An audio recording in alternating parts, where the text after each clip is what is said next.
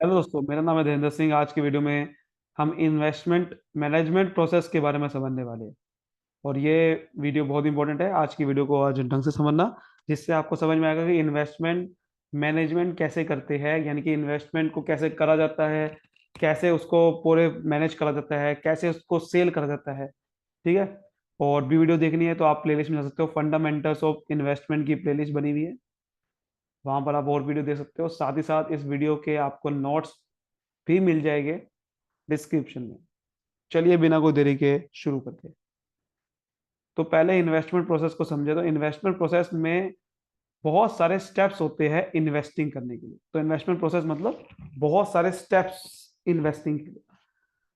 Steps हो सकते हैं कि सबसे पहला कि इन्वेस्टर का ऑब्जेक्टिव क्या है इन्वेस्टमेंट करने का, उसका रिस्क टॉलरेंस कैपेसिटी कितनी है जिससे वो इन्वेस्टमेंट करने के बारे में सोचेगा।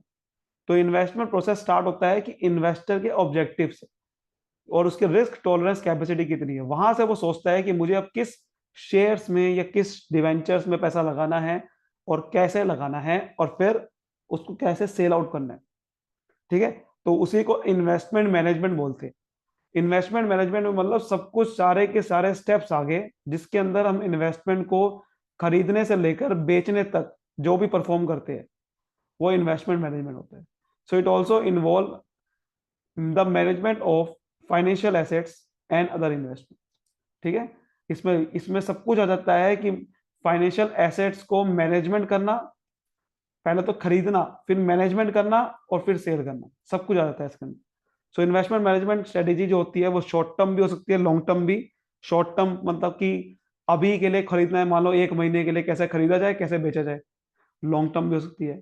इसके अंदर सब कुछ आ सकता है कि इसमें बैंकिंग कैसे करनी है, बजटिंग कैसे करूं, कैसे शेयर में पैसा लगाऊं, कैसे टैक्सेशन से कैसे बचाऊं, सब कुछ आ जाता है इसके अंदर।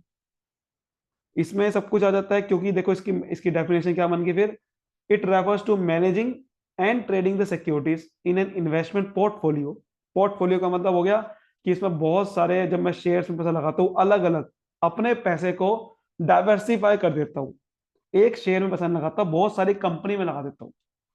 तो उसको पूरा मैनेजमेंट करना, to achieve a certain investment goal, जो मेरा गोल है उसको अचीव करने के लिए जो भी पोर्टफोलियो है मेरा उसको मैनेज करना, ट्रेडिंग करना, खरीदना बेचना, तो आ गया इन्वेस्टमेंट मैनेजमेंट।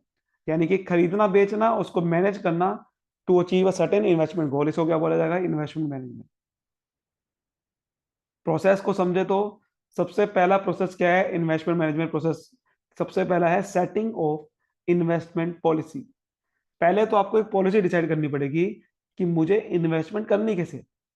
तो पहले आपको एक पॉलिसी डिसाइड करनी पड़ती है। इसमें क्या होता है कि इसमें आपको ऑब्जेक्टिव डिफाइन करते हो सबसे पहले कि मेरा इन्वेस्टमेंट करने का ऑब्जेक्टिव क्या है, मैं कितना रिटर्न चाहता हूँ फ्यूचर में, और कितना रिस्क टॉलरेट कर सकता हूँ। जो मैं आपको स्टार्टिंग में बता रहा था, स्टार्टिंग में बता रहा था ना कि इन्वेस्टमेंट प्रोसेस स्टार्ट कैसे होता है। सबसे पहले आपको ऑब्जेक्टिव सेट करना पड़ता है कि मेरा ऑब्जेक्टिव क्या है रिटर्न का, कि फ्यूचर में रिटर्न कितनी चाहता हूँ, और मेरा रिस्क टॉलरेट कितने है। ज्यादा तो कहीं ऐसा तो ना हो कि ज्यादा रिस्क है उस इन्वेस्टमेंट में, तो वो नहीं करूंगा। तो इसके अंदर सबको लिखना पड़ता है कि, और वो भी लिखना पड़ता है कि क्या क्या चीजें हैं जो मेरे इन्वेस्टमेंट को इफेक्ट डाल सकती है। कॉन्स्ट्रेंट का मतलब रुकावट, क्या क्या रुकावटें, ठीक है, वो भी लिखनी पड़ती है। तो कॉन्स्ट्रेंट क्या सकती है, रुकावटें क्या सकती है, जैसे कि सपोज करो इन्वेस्टर की डिमांड बदल गई, तो फिर क्या होगा इन्वेस्टमेंट, क्या मैं एकदम से खरीद दूंगा, क्या मैं बेच दूंगा। हो सकता है कि मेरा इन्वेस्टमेंट हॉरिजॉन बदल गया, जो मैंने सोचा था उससे ज्यादा पैसा लग गया। हो सकता है कि इंडिविजुअल की नीड बदल गई। ठीक है। तो इन्वेस्टमेंट हॉरिजॉन देखो इसका बता भी रखा है, investment horizon is the span across which investment are made. यानी कि कितने टाइम तक मैं इन्वेस्टमेंट कर रहा हूँ। ठीक है ना, वो लिखना पड़ता है। तो सबको देखना पड़ता है इन पॉलिसी में लिखने के लिए कि मेरी डिमांड क्या है, मेरा कितने टाइम के लिए रख रहा हूँ, मेरे नीड्स क्या है, सबको देखना पड़ता है। ठीक है। वो सब इन्वेस्टमेंट पॉलिसी बता देती है। इन्वेस्टर का टैक्स स्टेटस क्या है वो भी लिखना पड़ता है कि भाई मेरा टैक्स स्टेटस ये है, मेरी फाइनेंशियल डिमांड इतनी है, मैं इतना पैसा चाहता हूँ, ठीक है, इतने टाइम तक मैं रखना चाहता हूँ, ये सब लिखना पड़ता है। फिर आपको एनालिसिस करना पड़ता है और इवोल्यूएट करना पड़ता है अलग अलग एवेन्यूज। ये मैं पूरी एक वीडियो बना चुका हूँ इसके ऊपर। कि इन्वेस्टमेंट कहाँ कहाँ कर सकते हैं, इसके ऊपर पूरी वीडियो बना चुका हूं मैं। ये वही चीज लिखी हुई है कि अब आपको सेकंड स्टेप में क्या समझना पड़ता है कि मेरा कहाँ कहाँ इन्वेस्टमेंट करूं, पोर्टफोलियो बनाना पड़ता है अपना। ठीक है, कहाँ कहाँ इन्वेस्टमेंट करूं, उसके लिए आप बहुत सारे एनालिसिस करते हो, टेक्निकल या फंडामेंटल। दो तरीके के एनालिसिस होते हैं, टेक्निकल या फंडामेंटल। टेक्निकल एनालिसिस क्या होता है कि आप सिर्फ प्राइस मूवमेंट को देखते हुए ही डिसाइड कर लेते हो कि मुझे इस कंपनी में पैसा लगाना ही नहीं लगाना। यानी कि आपने क्या करा, एक चार्ट देखा और चार्ट के थ्रू ही बता दिया, देखो भैया शेयर का प्राइस ऊपर जाने वाला है तो लगा दो पैसा, देखो भैया शेयर का प्राइस नीचे जाने वाला है तो निकाल दो पैसा। तो आप कंपनी के बारे में स्टडी नहीं कर रहे, आप सिर्फ क्या कर रहे हो, प्राइस मूवमेंट को एनालाइज कर रहे हो और फ्यूचर में फोरकास्ट कर रहे हो कि फ्यूचर में इस चार्ट के थ्रू देखा कि फ्यूचर में प्राइस क्या होने वाला है। तो यानी कि आप प्राइस के ट्रेंड को समझ रहे हो, पैटर्न को समझ रहे हो उसके थ्रू। हालांकि इससे गलत डिसीजन भी हो सकता है, लेकिन ये भी एक तरीका है इन्वेस्टमेंट करने का। फंडामेंटल इन्वेस्टमेंट में क्या करते हो, फंडामेंटल एनालिस्ट क्या करते हैं, वो एक्चुअल वैल्यू देखते हैं कि जो शेयर की वैल्यू दिखा रहा है क्या एक्चुअल में कंपनी की शेयर की वैल्यू इतनी है, और कंपनी के बारे में समझता है वो। ठीक है ना, तो वही लिखा हुआ है। इंट्रिंसिक वैल्यू क्या होती है, शेयर की एक्चुअल में वैल्यू देखता है और उसको प्रेजेंट वैल्यू से कंपेयर करता है। ठीक है, कि आज की वैल्यू उसकी कितनी है, और शेयर की वैल्यू देखता है। प्रेजेंट वैल्यू निकाली जाती है कि फ्यूचर में डिस्काउंटिंग रेट से, यानी कि फ्यूचर में जब पैसे की वैल्यू डाउन हो जाएगी उसके हिसाब से आज की वैल्यू क्या है। ऐसा तो नहीं कि शेयर की वैल्यू बढ़ी हुई दिखाई दे रहा है, जैसे अदानी अदानी के केस में हुआ था, अदानी का शेयर बहुत ज्यादा इन्फ्लेटेड दिखा रहा था, एक्चुअल में उसकी शेयर की वैल्यू कम थी, तो वो ना हो जाए। ठीक है ना, वही लिखा हुआ मिस प्राइस स्टॉक को आप अवॉइड करते हो, फिर आप जो स्टॉक बहुत ज्यादा अलग है, अंडर प्राइस स्टॉक है या ओवर प्राइस स्टॉक है, उसको फिर अवॉइड कर सकते हो आप जब आप फंडामेंटल एनालिसिस करते हो। फिर आप पोर्टफोलियो बनाते हो। क्या बनाते हो, पोर्टफोलियो। पोर्टफोलियो का मतलब हो गया कि अलग अलग इन्वेस्टमेंट कहाँ करनी है, किन किन एसेट पे करनी है, उस सब का पोर्टफोलियो बनाते हो। तो पोर्टफोलियो में आप अलग अलग एसेट्स जहां जहां आपने इन्वेस्टमेंट करनी है वो सिलेक्ट करते हो। सेलेक्ट करते और आपने पहले एनालाइज करा, फिर आप पोर्टफोलियो बना रहे हो। ठीक है, it forms the basis of selecting the assets added to the portfolio management. अब ये स्ट्रेटेजी जो होती है ना वो दो तरीके की होती है, active management, passive management. Portfolio strategy दो तरीके की होती है, active, passive. Active portfolio management क्या होता है, ये एक ऐसी स्ट्रेटेजी होती है जहां पर आपका जो ऑब्जेक्टिव है वो ये है कि मार्केट रिटर्न के हिसाब से आप कंपेयर करते हो कि मुझे स्पेसिफिक एक बेंचमार्क के हिसाब से कि मुझे कौन सी सिक्योरिटी बाय करनी है।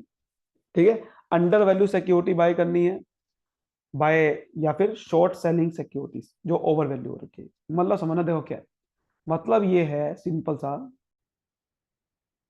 कि मैं मार्केट से ज्यादा रिटर्न चाहता हूं। लिखा हुआ ना, आपका ऑब्जेक्टिव है कि to outperform the market return. भाई मार्केट में मान लो 10% का रिटर्न चल रहा है कि एक एक शेयर पे 10% पैसा कमा सकता हूँ, लेकिन आप उससे ज्यादा कमाना चाहते हो, तो आप क्या करते हो, आप ये स्ट्रेटेजी बनाते हो इसके अंदर कि मैं या तो कोई अंडर वैल्यू सिक्योरिटी खरीदूंगा, यानी कि जिसकी शेयर की वैल्यू कम हो रखी है तो सस्ता खरीदूंगा और महंगा बेचूंगा फ्यूचर में, या फिर short selling security over value, यानी कि जिसकी वैल्यू ओवर वैल्यू हो रखी है उसको मैं सेल कर दूंगा, शॉर्ट सेलिंग बोलते हैं उसे। ये हिंडनबर्ग आपने नाम सुना है, अदानी ने, अदानी का जो शेयर दिखा रहा था, अदानी का शेयर एकदम डाउन हुआ, किसकी वजह से हुआ, हिंडनबर्ग रिपोर्ट से। हिंडनबर्ग रिपोर्ट क्या करती है, शॉर्ट सेलिंग करती है। मतलब कि वो क्या करती है, ओवर वैल्यू सिक्योरिटी होती है ना, ओवर वैल्यू सिक्योरिटी क्या करती है, बेच देती है और फिर बाद में जब सस्ता हो जाता है तो खरीद लेती है, जिसे बोलते हैं शॉर्ट सेलिंग। यानी कि जो जिसकी वैल्यू बढ़ी हुई है उसको बेचा जाता है, और जिसकी और उसके बाद वैल्यू कम हो जाएगी तो खरीदा जाता है, और इसे शॉर्ट सेलिंग बोलते हैं। यानी कि जब आपने मान लो कि आपने कोई 120 रुपए का कोई चीज बेची, और जब आप आगे जाके उसको खरीद रहे हो 100 रुपए में, तो क्या आपके लिए प्रॉफिट हुआ कि नहीं हुआ, 20 रुपए का। 100 रुपए में खरीदा एक तरह का, और आगे 120 का बेचा, वही चीज है। लेकिन इसमें रिस्क और रिटर्न दोनों हाई होता है, तो इसमें आपको बहुत अटेंशन इन्वेस्टर को बियर करनी पड़ती है, तभी आप इन्वेस्टमेंट कर सकते हो। पैसिव इन्वेस्टमेंट क्या होता है, आप चाहते हो कि जितना मार्केट में रिटर्न है ना, जितना मार्केट में रिटर्न है उतना ही मेरा रिटर्न जनरेट हो, तो इसे रिएक्टिव स्ट्रेटेजी बोलते हैं, उसे बोलते हैं प्रोएक्टिव स्ट्रेटेजी, इसे बोलते हैं रिएक्टिव। जैसे कि फंड मैनेजर यही करता है, इन्वेस्टर चाहता है कि जो मार्केट में रिटर्न है वही मिले।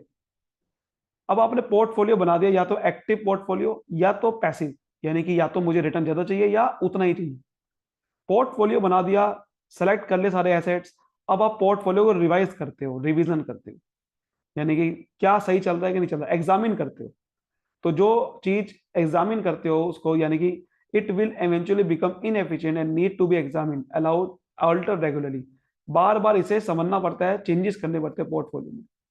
आपको समझना पड़ता है कि मेरा क्या टारगेट अचीव हो पा रहा है, क्या रिस्क और रिटर्न जो मैं चाहता हूं वैसा आ पा रहा है, या ऑब्जेक्टिव मेरा सेटिस्फाई हो पा रहा है, या मुझे बदलना पड़ेगा ऑब्जेक्टिव अब। तो ये समझना पड़ेगा। इन्वेस्टर को कॉन्स्टेंटली मॉनिटर करना पड़ता है। हो सकता है कि मैंने सोचा कि भाई मैंने एक शेयर पैसा लगा दिया रिलायंस, अब रिलायंस कंपनी की धज्जियां उड़ गई है। ये अदानी कंपनी का सबसे बड़ा एग्जांपल है। अदानी कंपनी पैसा लगाया, पोर्टफोलियो में था मेरा, और वो धज्जियां उड़ गई कंपनी की। अब मुझे वो हटाना पड़ेगा, मुझे स्विच करना पड़ेगा या तो किसी और सिक्योरिटी पे। तो इसलिए बार बार पोर्टफोलियो को देखना पड़ेगा आपको। उसके बाद परफॉर्मेंस इवोल्यूशन। अब आपको पोर्टफोलियो की परफॉर्मेंस को इवोल्यूट करना पड़ता है। रिवीजन में तो क्या है कि आपको टाइम टू टाइम बार बार देखना पड़ता है portfolio.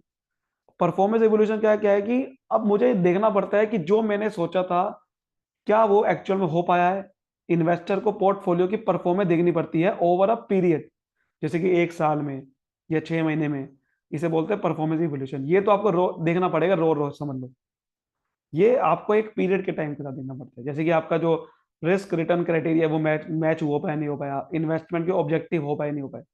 So a quantitative evolution, quantitative का मतलब नंबर्स की फॉर्म में एवोल्यूशन करना पड़ता है कि जो पोर्टफोलियो में एक्चुअल रिटर्न आया है और रिस्क जो एंड्योर करना पड़ा इन्वेस्टमेंट पीरियड में, क्या वो सही है जो मैं चाहता था। सो comparing the portfolio performance expected performance के साथ जब आप कंपेयर करते हो तो आपको समझ में आता है कि क्या शॉर्ट कमिंग है। तो फिर आपको फीडबैक मिलती है, फिर आप अच्छे से पोर्टफोलियो मैनेजमेंट फ्यूचर में कर सकते हो। समझ आ गई बात। उम्मीद करते हो आज की वीडियो को अच्छे से आपको समझ में आया होगा। वीडियो को लाइक करिए, सब्सक्राइब करिए। Thank you so much, all the best.